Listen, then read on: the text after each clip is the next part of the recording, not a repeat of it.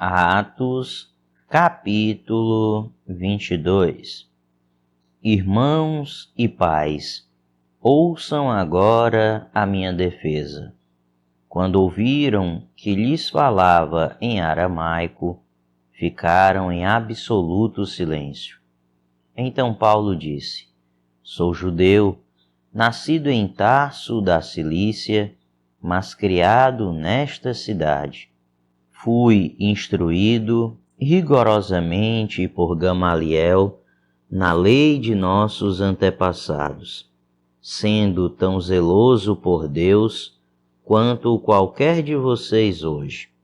Persegui os seguidores deste caminho até a morte, prendendo tanto homens como mulheres e lançando-os na prisão, como podem testemunhar o sumo sacerdote e todo o sinédrio. Deles cheguei a obter cartas para seus irmãos em Damasco e fui até lá, a fim de trazer essas pessoas a Jerusalém como prisioneiras para serem punidas. Por volta do meio-dia, eu me aproximava de Damasco, quando de repente uma forte luz, vinda do céu, brilhou ao meu redor. Caí por terra e ouvi uma voz que me dizia: Saulo, Saulo, por que você está me perseguindo? Então perguntei: Quem és tu, Senhor? E ele respondeu: Eu sou Jesus, o Nazareno, a quem você persegue.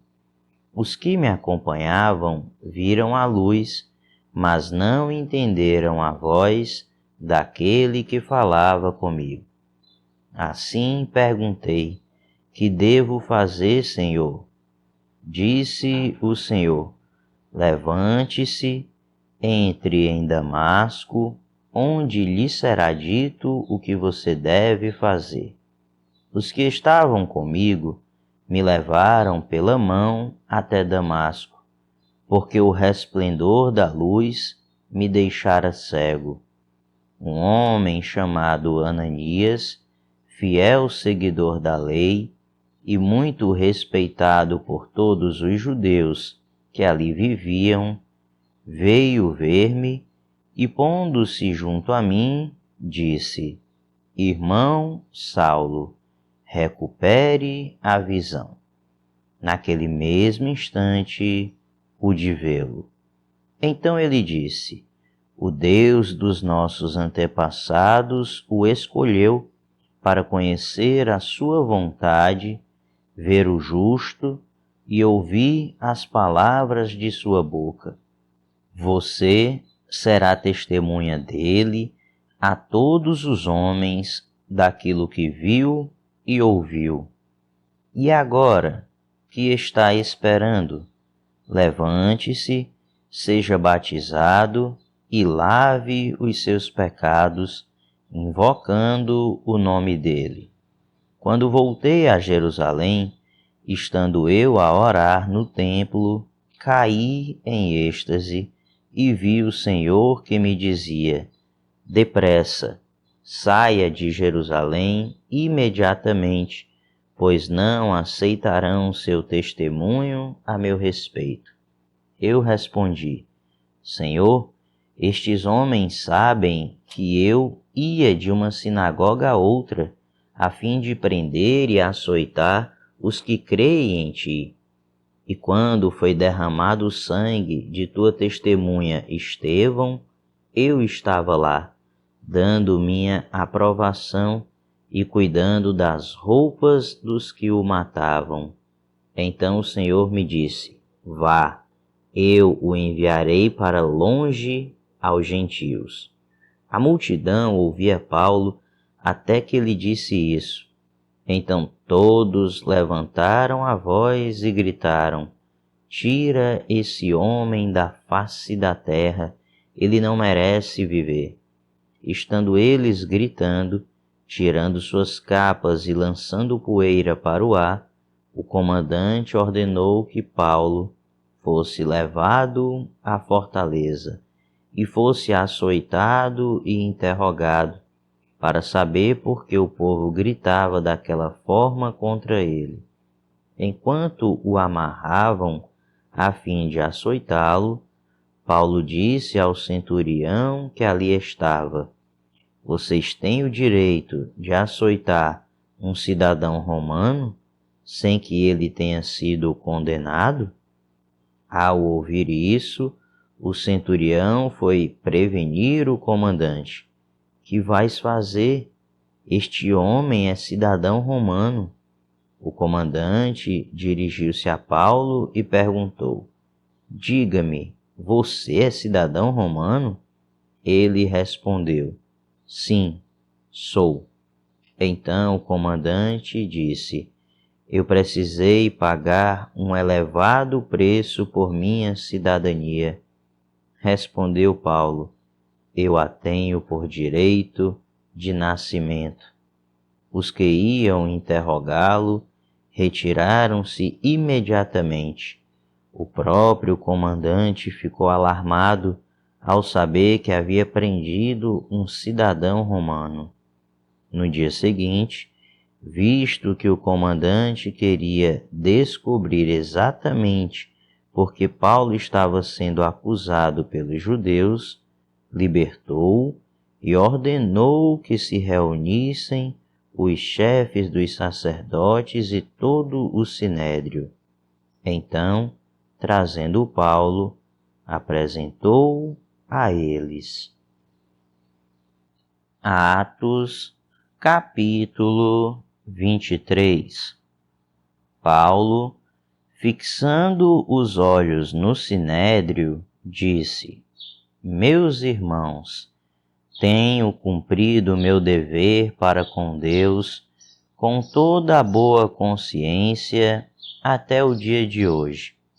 Diante disso, o sumo sacerdote Ananias deu ordens aos que estavam perto de Paulo para que lhe batessem na boca. Então Paulo lhe disse: Deus te ferirá, parede branqueada. Estás aí sentado para me julgar conforme a lei, mas contra a lei me mandas ferir. Os que estavam perto de Paulo disseram: Você ousa insultar o sumo sacerdote de Deus? Paulo respondeu: Irmãos, eu não sabia que ele era o sumo sacerdote, pois está escrito: Não fale mal de uma autoridade do seu povo. Então Paulo, sabendo que alguns deles eram saduceus e outros fariseus, bradou no sinédrio: Irmãos, sou fariseu, filho de fariseu. Estou sendo julgado por causa da minha esperança na ressurreição dos mortos. Dizendo isso, surgiu uma violenta discussão entre os fariseus e os saduceus, e a assembleia ficou dividida. Os saduceus dizem que não há ressurreição, nem anjos nem espíritos, mas os fariseus admitem todas essas coisas. Houve um grande alvoroço, e alguns dos mestres da lei, que eram fariseus, se levantaram e começaram a discutir intensamente, dizendo: Não encontramos nada de errado neste homem. Quem sabe se algum espírito ou anjo falou com ele? A discussão tornou-se tão violenta que o comandante teve medo que Paulo fosse despedaçado por eles. Então, ordenou que as tropas descessem e o retirassem à força do meio deles, levando-o para a fortaleza. Na noite seguinte, o Senhor, pondo-se ao lado dele, disse: Coragem, assim como você testemunhou a meu respeito em Jerusalém, deverá testemunhar também em Roma. Na manhã seguinte, os judeus tramaram uma conspiração e juraram solenemente que não comeriam nem beberiam enquanto não matassem Paulo. Mais de 40 homens estavam envolvidos nessa conspiração. E dirigindo-se aos chefes dos sacerdotes e aos líderes dos judeus, disseram: juramos solenemente, sob maldição, que não comeremos nada enquanto não matarmos Paulo. Agora, portanto, vocês e o sinédrio peçam ao comandante que o faça comparecer diante de vocês com o pretexto de obter informações mais exatas sobre o seu caso. Estaremos prontos para matá-lo antes que ele chegue aqui.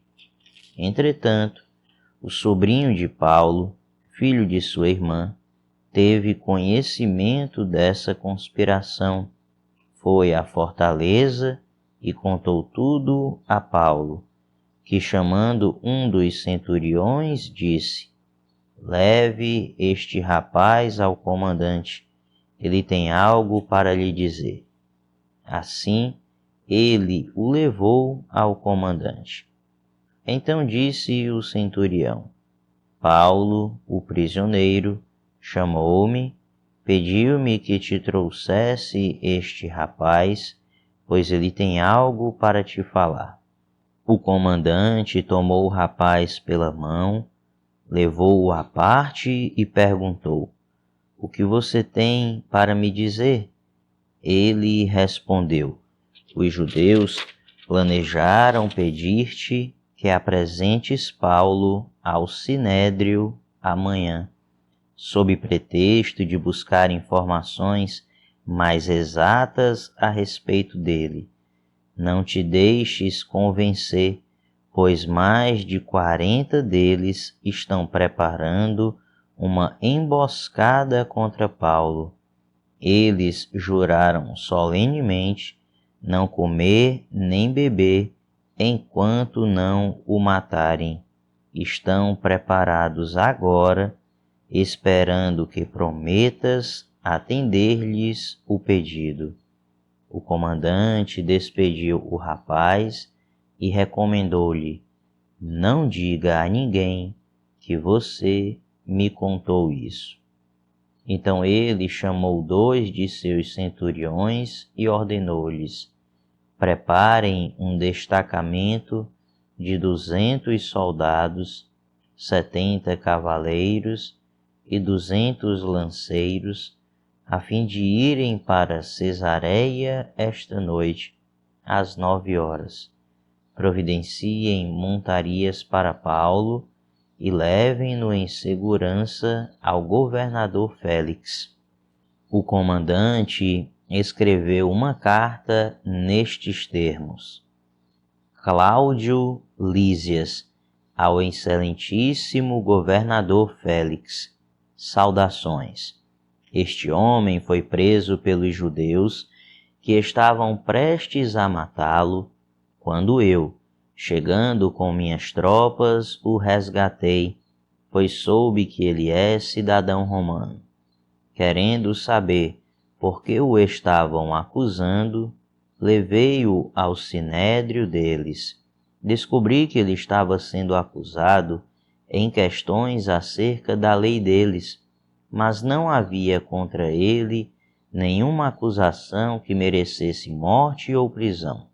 Quando fui informado de que estava sendo preparada uma cilada contra ele, enviei-o imediatamente a Vossa Excelência.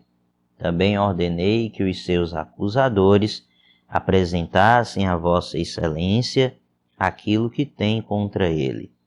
Os soldados, cumprindo o seu dever, levaram Paulo durante a noite e chegaram a Antipátride. No dia seguinte, deixaram a cavalaria prosseguir com ele e voltaram para a fortaleza. Quando a cavalaria chegou a Cesareia, deu a carta ao governador e lhe entregou Paulo. O governador leu a carta e perguntou de que província era ele. Informado de que era da Cilícia, disse: ouvirei seu caso quando os seus acusadores chegarem aqui. Então ordenou que Paulo fosse mantido sob custódia no palácio de Herodes. Atos, capítulo 24. 5 dias depois, o sumo sacerdote Ananias desceu a Cesareia com alguns dos líderes dos judeus e um advogado chamado Tértulo, os quais apresentaram ao governador suas acusações contra Paulo. Quando Paulo foi chamado, Tértulo apresentou sua causa a Félix. Temos desfrutado de um longo período de paz durante o teu governo, e o teu providente cuidado resultou em reformas nesta nação. Em tudo e em toda parte, excelentíssimo Félix, reconhecemos estes benefícios com profunda gratidão. Todavia, a fim de não tomar-te mais tempo, peço-te o favor de ouvir-nos apenas por um pouco. Verificamos que este homem é um perturbador, que promove tumultos entre os judeus pelo mundo todo.